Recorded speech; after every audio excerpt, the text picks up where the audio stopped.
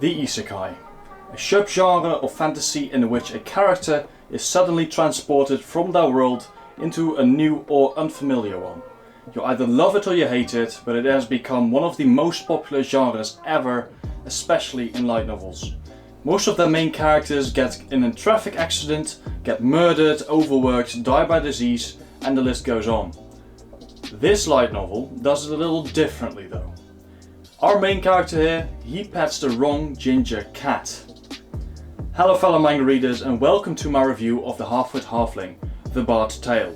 For this review I'm going to use my space reviewing system, so if you want to know more about how the system works, click the card in the upper right corner to find out. Now the first category is story. To give you an idea of what it's about, let's read the synopsis.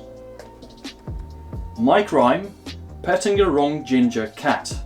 What should have been a pleasant evening in with cheesy chips with gravy ended with an unhealthy dose of transmigration.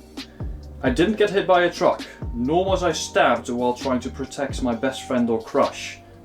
I pet the wrong ginger cat. Against expectations, the divine entity that should have given me her protection and overpowered ability spurned me instead.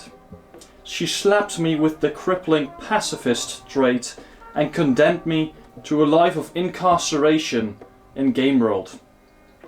It is not over though. There is no way in hell I'm going to take this line down. Fighting for survival isn't the only option. I suppose I'll just have to rely on my charisma. I didn't get hit by a truck, nor was I stabbed while trying to protect my best friend or crush. I don't know whether it was intentional that the last line of the synopsis appears twice, but I think it does give a nice and witty summary which fits the main character really well. This kind of isekai is not the kind of isekai we regularly see these days. If I compare it to another isekai, Mushoku Tensei comes to mind, because the main character does not just accept that he's being transmigrated to another world at first, and he often thinks back to the good times he had on Earth with his friends. Also, notice how in this review I haven't mentioned the name of the main character just yet. That is because before he was transmigrated, his name was never stated anywhere in the light novel. Only after he picks his race in Game World, we'll get to know his name, Peregrine Canucks, or Perry for short. While on topic of Game World, that is the world that he's being transmigrated to. Game World is made for champions to fight for their deities against other champions in the games.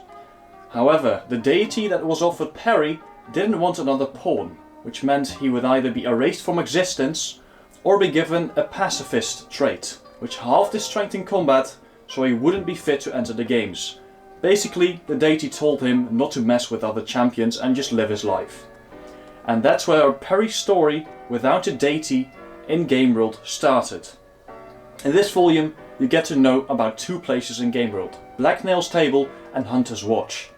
Now I was blown away with the sheer amount of races and their unique traits and stats Game World has to offer, and especially how Peregrine, or Perry, strategizes with them. He doesn't just blindly pick a race, but he really thinks about what will synergize best with his lifestyle and upcoming plans. The races are explained really well, the stats speak for themselves, and it's very satisfying to see how certain stat boosts help Perry on his journey, explaining his choices along the way. To conclude, Game World is actually made for champions getting the highest stats possible, along with bonuses from their deities and fighting other champions in the games. Now Perry doesn't have a deity and fighting is not a strong suit because of his pacifist trait. This means he has to find another way to survive and a different strategy to the stat system. It's very uncommon for a lit RPG for it not to involve any fighting. This makes it a very fresh entry in the lit RPG genre, and I can't wait to read how the story continues in the next volume. Now let's talk about the second category, which is physical quality.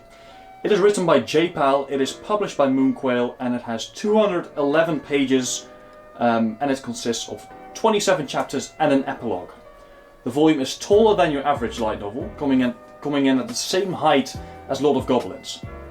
They are both original English light novels, which means that it's not written by a Japanese writer, but in this case a British writer.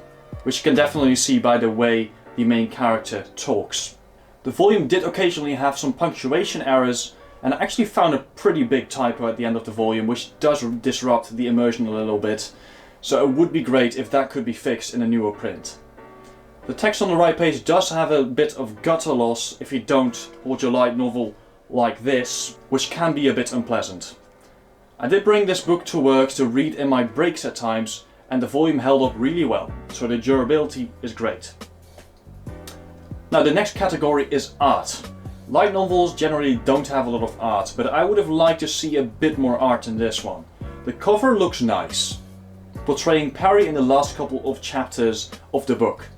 That is the only illustration you're going to find in this book though. No art while opening the book, like this, no art between chapters, nothing at all. I think it would have helped to have an illustration of the races, to get a better understanding of how they looked, or an illustration of the characters to help keep them apart. To J. Pal's credit though, the characters and races' looks were described really well, but visuals would have helped me to remember them a bit better. Also something that you could consider art are the pop-up notifications and menus that pop up for Perry. Those panels are nicely displayed with a clear border around them, which makes them easy to keep apart. As you can see here, there's a clear border around the notification window, and it's also printed bold. It's very clear when you see a pop-up, pretty much as Perry would in Game World. Now, characters. Let's talk about the main character first. Perry is a very likable character with a great sense of humor. He's very loyal to his friends, very smart and forward-thinking, but he can't handle his alcohol very well. His skills from before his transmigration, like guitar playing and cooking, also prove useful in Game World. And I also like his reaction from being transmigrated to Game World. It's the most realistic isekai I've seen in that respect. He was panicking because he didn't know what was going on and he just wanted to go back to his normal life. He did accept it after some time, but not without help from other side characters, but he still often thinks about what once was. Talking about side characters, you can definitely notice the difference between them. Cappers and Wood Elves behave very differently and their stat builds are also really different. For example, Cappers are very brawn and perception focused for better defense, and they are very loyal, whereas Wood Elves, as they are the most beautiful human race, they are very arrogant and more magic focused for better offense. Other creatures in Game World also teach Perry about how Game World works, helping Perry on his journey. The characters were a bit hard for me to keep apart without the illustrations, but I didn't feel like there were any unnecessary characters, and I do think they all added something to the story. And they also left a mark on Perry, some in a positive way, some not so much. I saved the most important category for last, which is enjoyability. J. Pal nailed it on this front, with a very smooth writing style, which makes it a very easy and enjoyable read. I was very invested in the main character and very immersed in the novel, which made the punctuation errors and that one typo a bit disturbing, but it isn't something that can't be fixed in a future print. If you can get past that, it's a very fun read, which I'll definitely be recommending to lit RPG fans looking for something different. Overall, the Halfwit Halfling gets my gold award, and I'm really looking forward to read the sequel. Speaking of the sequel, Moonquill also sent me the second book, The Mischievous Merchant. I'm glad it has another book, considering how big the world is and the amount of races, most of which we haven't even seen yet. I'm really looking forward to how Perry develops in the next book, so I'm ending my review here so I can read the sequel. Thank you very much, Moonquill, for sending me these books. Moonquill sent me these books for an honest review, so they'll be watching it for the first time alongside you. A review of The Mischievous Merchant is coming soon, so if you enjoyed this review and you'd like to know what I think of the sequel, please do subscribe and turn on notifications, as these reviews take quite some time to make. I also made a Patreon, since this is a really expensive hobby, so if you would want to support me, feel free to click the link in the description. Until April 30th, you get a personalized video message from yours truly, and you also get some amazing perks with it. Now, thank you very much for watching, and think twice when petting a ginger cat. Bye bye!